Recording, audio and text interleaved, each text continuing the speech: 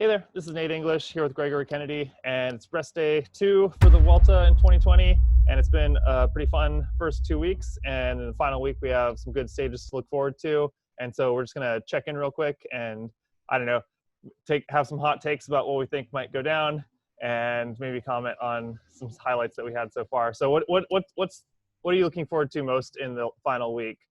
Yeah, And do you think there will be any like big surprises?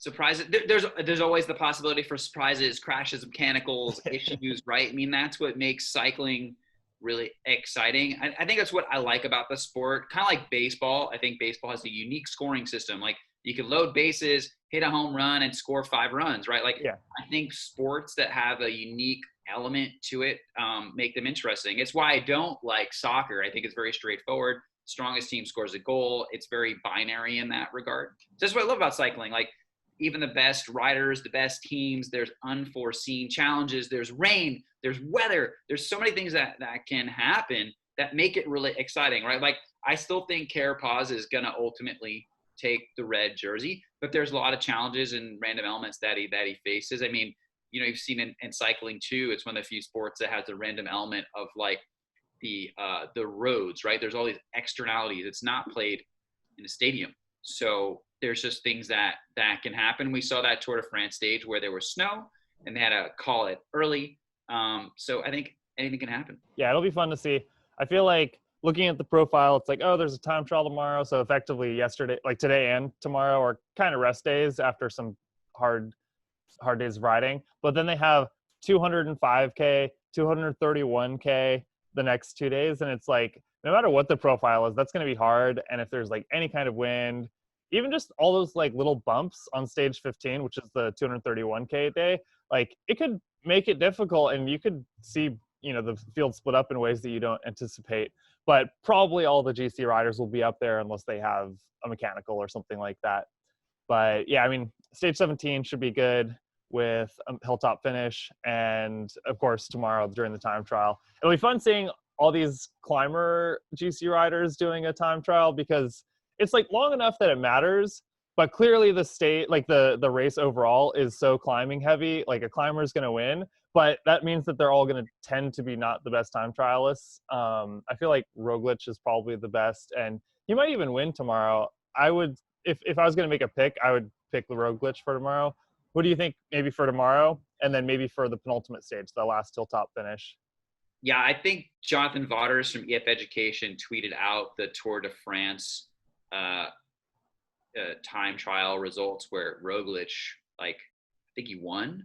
And Carapaz wasn't even in the top 10 or something. I remember trying to scroll through it, and I didn't have the time to figure out how to make the system work, but he wasn't even on the list there, right? Yeah. So I think that's exactly what's going to happen tomorrow is Roglic will most likely take the win, right? How much he wins by too, it's possible it's significant over at least over Carapaz.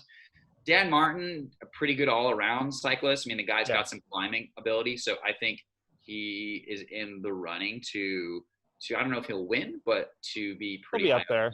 Yeah, like top 10 at least, maybe top 5.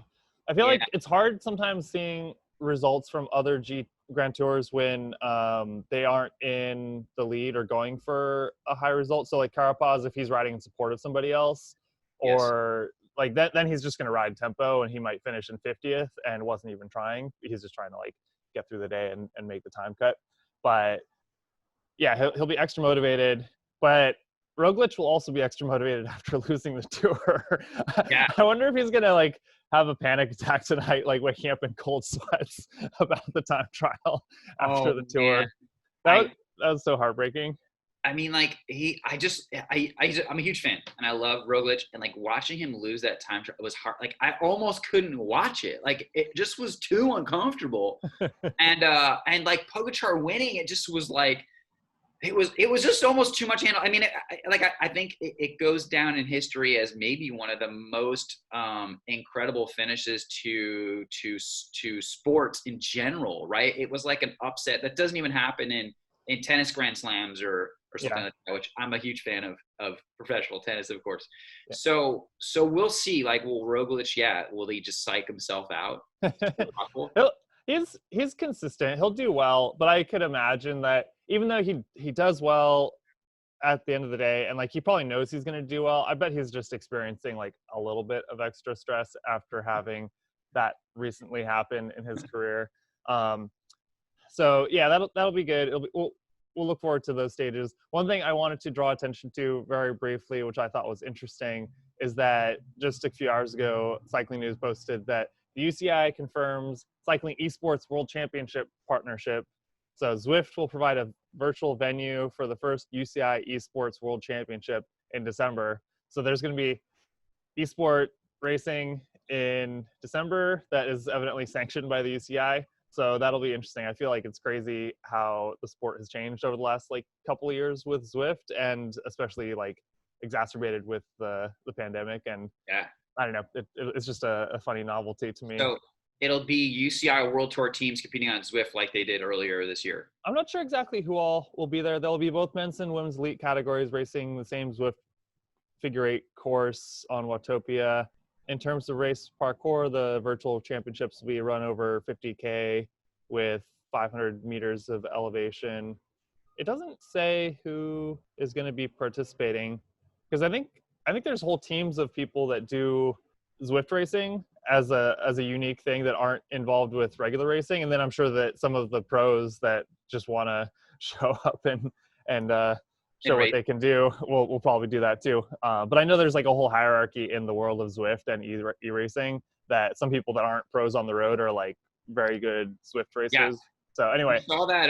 So Ineos did a few things. There was a World Tour race, or it was these World Tour teams that did some Zwift racing. Yeah, the results were very different because the requirements are really different. I think it's excellent. I think e-racing is a really interesting addition to cycling. I like that cycling should continue to embrace, or does embrace, technology and should continue to. I think this is a great addition. I think it'd be interesting to have Grand Tours feature a virtual stage. I think there's a lot that there's a lot of opportunity for some like creativity. It's fun because they can create any course that they want.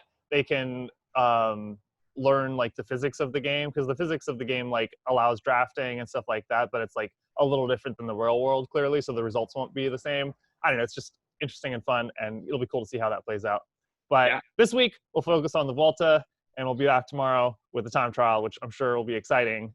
But yeah, we'll see you tomorrow. Take care.